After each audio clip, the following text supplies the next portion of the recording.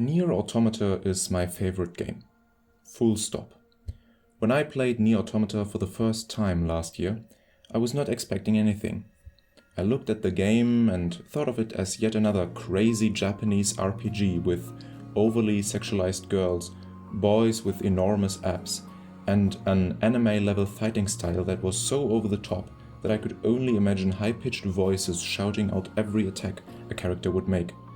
I looked at the game and thought, not for me.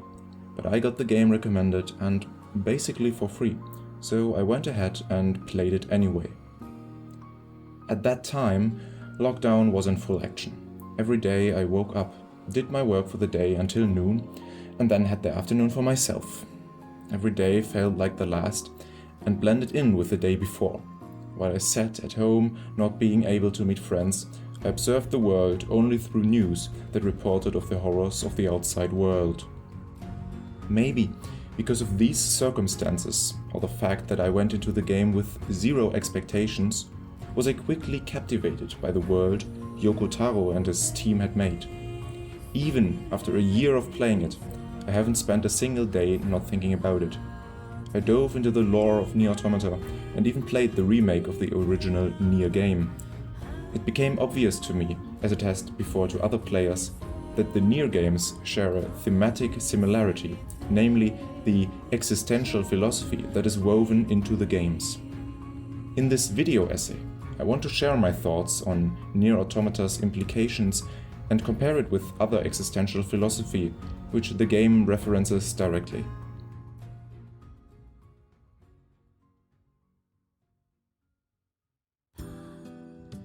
When I started the game, I was immediately surprised by the grimness of the opening statement. Everything that lives is designed to end. We are perpetually trapped in a never-ending spiral of life and death.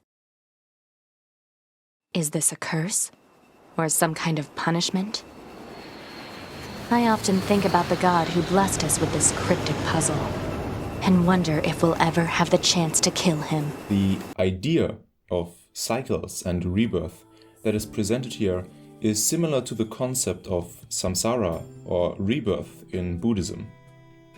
Wikipedia says that samsara is considered to be unsatisfactory and painful.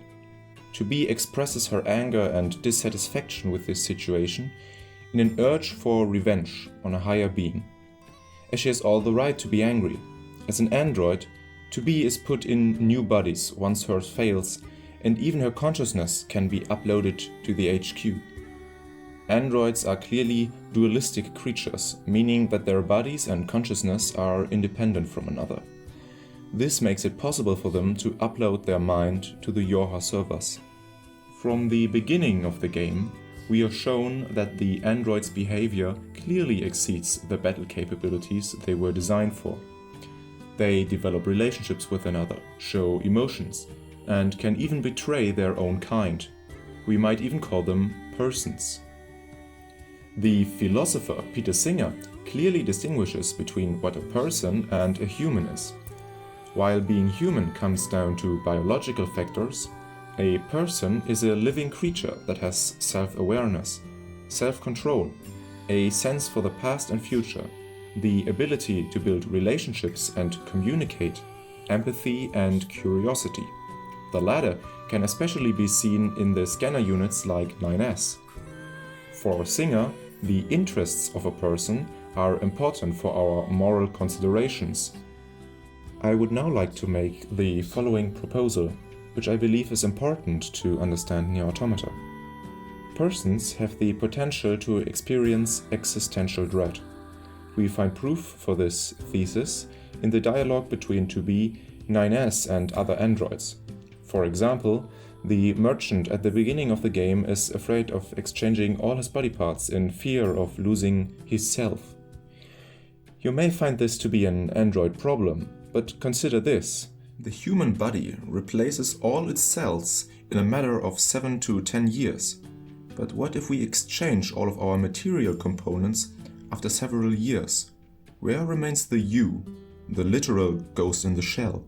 These questions leave us with existential fear, which the androids, and as we later learn robots, experience too.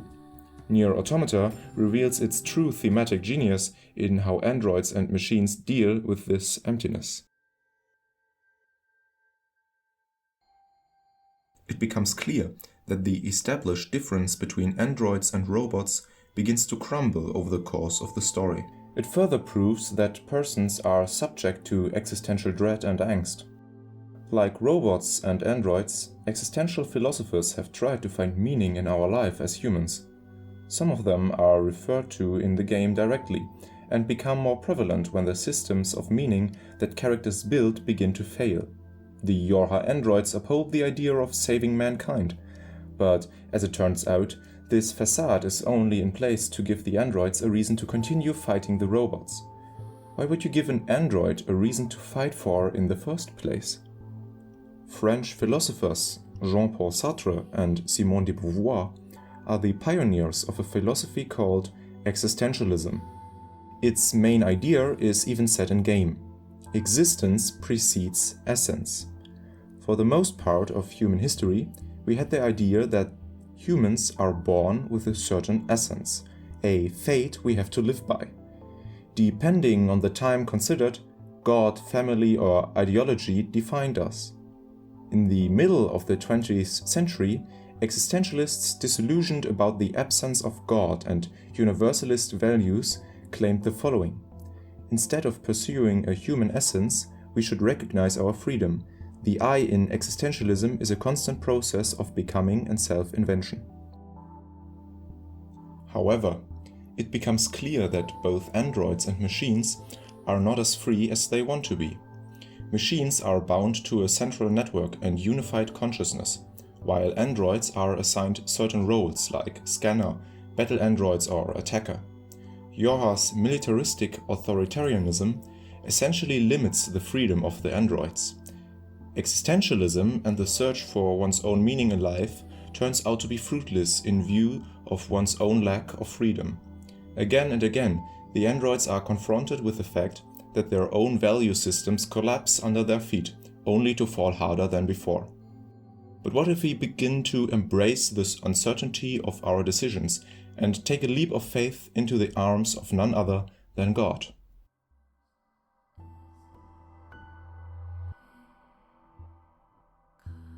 Søren Kierkegaard was a Danish philosopher that lived before Sartre and de Beauvoir in the 19th century and laid the groundwork for their philosophy.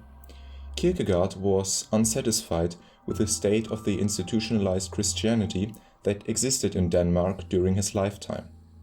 For Kierkegaard, real faith in God could only be a radical free decision against any rational tendencies, rather than a weekly gathering that you had to attend. Believing in God could only be done as a leap of faith without knowing if we were right or not. Faith was also the only way to escape the anxiety that was caused by existence and the meaninglessness of life. In the game, Kierkegaard is a machine with a pope-like vestment who leads a cult. The cult members begin to commit mass suicide due to their leader's death. The game subverts the ideas of Kierkegaard by putting him at the head of an institution he would have utterly despised. However, what Kierkegaard did not realize, and which the game points out, is that a meaningful life through religion is only at the grace of its own God. Moreover, what God deserves our faith who allows the suffering that the player witnesses in the abandoned machine factory when the machines become mad? Even though Kierkegaard recognized the meaninglessness of existence, he committed a greater cardinal sin by putting all his odds on God, so his in-game alter ego might be closer to him than he would admit. The pacifist robot Pascal is also made in reference to the 19th century mathematician and Christian philosopher Blaise Pascal, who formulated Pascal's wager, which goes a little like this. If you're an atheist and God and thus salvation would not exist, your death would be your end. But you might be punished in the afterlife if God existed. Otherwise, if you're a theist and God does not exist, you would also find no redemption in death, but would definitely be in heaven if God existed. Either the theist shares the fate with the atheist or goes out on top. Pascal's wager plays with the idea of fear. If you fear a possible afterlife in hell, Believing in God seems to be the logical choice. However, NieR Automata criticizes this fear by letting the children who were taught by Pascal kill themselves. In retrospective, it became clear to me that the children chose the possibility for life after death rather than embracing the struggle that lay behind the door.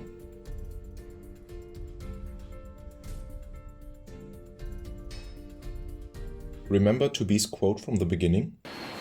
I often think about the God who blessed us with this cryptic puzzle, and wonder if we'll ever have the chance to kill him. The idea of killing God is a reference to Nietzsche's famous quote, "God is dead, God remains dead, and we have killed him." The God does not necessarily refer to a literal God.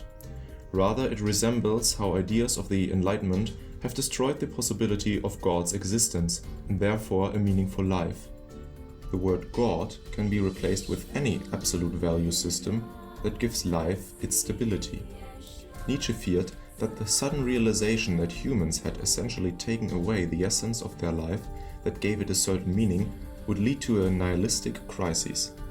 This crisis of meaning is portrayed in the game by NieR. NieR's journey starts as a naive but curious android. He finds meaning in his scout tasks for Yoher and his relationship to 2B. In the C route of the game, both of these foundations are taken away from him. Yoher's purpose, namely protecting the survival of the humans, has failed long ago, and the HQ collapses when the machines infected with their virus. And 2B is actually revealed to be 2E, an extermination unit that hunts scanners like NieR who become too curious. NieR becomes filled with rage and destroys everything in his path. His sole desire is to destroy as much machines as possible, having lost all compassion for others. 2B is also seen to be unsatisfied with her life as well. The continuous killings of NieR led to her doubting the meaningfulness of her tasks. The player experiences the ongoing struggle themselves. By replaying certain elements of the story in Route B, we are subjected to the machine's perspective. We are repeatedly introduced to value systems and ideas about the world, only to have them subverted and changed. For example, robots can actually feel and are conscious. A2 is not a traitor, rather she's the one who was betrayed. Androids protect no living humans on the moon, as they have died out years ago. The aliens who have brought the machines to Earth are already dead. But regardless of their creator's death, both androids and machines fight an everlasting and pointless war. The suffering perpetuates, regardless of meaning. The idea of endless cycles of suffering in Buddhism becomes literal in the game. We have multiple playthroughs, and in the end, when all of the main cast has died, it is revealed in Ending E that the parts have put them back together to live again. The player is granted the choice to delete their save files in order to make the suffering of another person in the ending hacking sequence a bit more bearable. After the deletion of our files, we are back at the beginning only to relive the same pain again. A literal evocation of samsara. This depiction of life seems bleak. Our suffering is not only meaningless, but bound to repeat over and over again. In a way, our lives and that of 2B, NieR and A2 are comparable to that of the mythical figure Sisyphus. Sisyphus was sentenced to push a boulder up a hill as an eternal punishment by the gods. When he would arrive at the top, the boulder would roll down again, only for him to climb back down and repeat the same tedious task. Again, we can find this fate to be depressing and an analogy to our life. But French philosopher Albert Camus, a contemporary of Sartre and de Beauvoir, argues that one must imagine Sisyphus happy. Why is that? For Camus, our life is absurd. Absurd in the sense that we have the paradoxical strive to seek meaning in our meaningless world. Therefore, the greatest rebellion one can undertake is against life itself. Regardless of any nihilism, we still search for meaning while fully affirming life's absurdity. The short essay, Weight of the World, Resisting the Absurd in NieR Automata, by Thomas Klein, perfectly encapsulates the game's approach to absurdism. Quote, "The absurd cannot be conquered or fully comprehended, only resisted, fought back, rebelled against. At an individual level, Camus argues in the 1942 essay The Myth of Sisyphus that one rebels against the absurd by choosing to live in spite of it.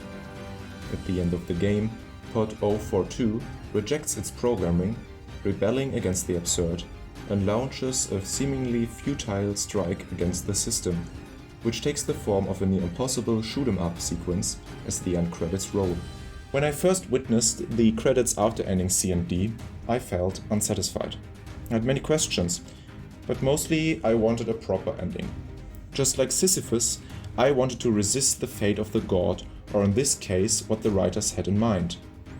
The end credits come full circle with the beginning of the game, where we kill God by literally destroying the names of the creators.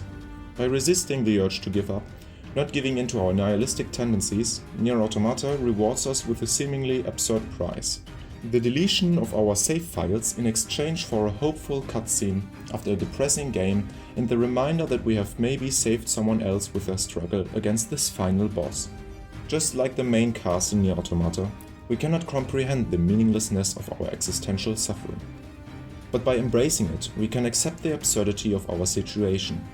It is also part of the absurd struggle to always rebel and never rest. To be so would be either sticking to set values or a nihilistic tendency. But Camus and NieR Automata encourage us to go on, to roll the boulder once more while being fully aware that we will not find true rest. In the NieR concert, Yoko Taro expanded on the ending E, where after the repair of the bodies of 2B, 9S and A2, only 2B awakes. She wanders Earth, trying also to bring back 9S. The new endings that were heard in the concert are yet again a reminder to not stop even when you complete the game. The cycle continues. 2B, 9S and A2 are deemed to suffer again or die. But there is hope. As Camus wrote, quote, "I leave Sisyphus at the foot of the mountain. One always finds one's burden again. But Sisyphus teaches the higher fidelity that negates the gods and raises rocks. He too concludes that all is well. This universe, henceforth without a master, seems to him neither sterile nor futile. Each atom of that stone, each mineral flake of that nigh-felled mountain in itself forms a world. The struggle itself towards the heights is enough to fill a man's heart. One must imagine Sisyphus happy."